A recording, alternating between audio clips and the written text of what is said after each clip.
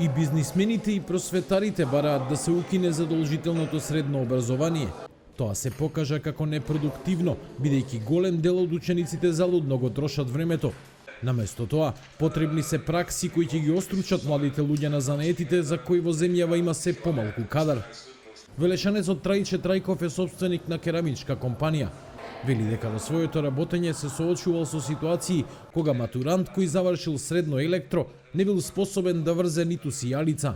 Не може да биде средното образование задолжително. Мора да се подхитно да се донесе закон, да се прекине да мора да биде задолжително средното образование. Не го бива. Оди биди, ти ќе бидеш работник, најобичен работник бе. Нема ти да имаш диплома од средно образование. Зошто ти е таа диплома? Да ја мафташ, да покажуваш дека имаш некаква диплома, а со сила те да терале да завршиш. Државата се обидува преку дуалното образование да го надомести недостигот од обука на учениците во стручните училишта. Но проблеми има и таму, велат директорите на средните школи. Бројот на ученици во една паралелка е преголем, што се одразува на квалитетот на наставата, велат тие. Во стручно образование, каде што на учениците треба да им развиеме, тоа е наше мислење, треба да им развиеме способности за работа, значи вештини, не можеме тоа да го правиме со 34 ученика. Значи подобро е да се намали бројот на ученици во паралелка. Тогаш ќе имаме подобни или повеќе ќе се обрне внимание на учениците, имаме слобода повеќе да работиме со нив. Сепак, дел од велешките компании имаат позитивно искуство од дуалното образование и соработката со средното училиште Коле Неделковски.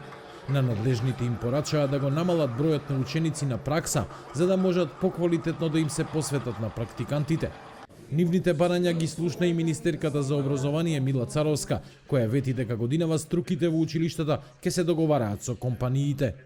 Со години наназад по инерција се отвараат паралелки или струки, а сега на некој начин се обидуваме да компаниите предложат колкав број од учениците може да ги примат кај себе на одредена феријална пракса или преку дуалните паралелки да имаат можност да што поголем број часови поминат во компаниите на пракса учениците, а при тоа училиштето да се прилагоди и да отвори профили кои што ќе се школуваат од наредната учебна година.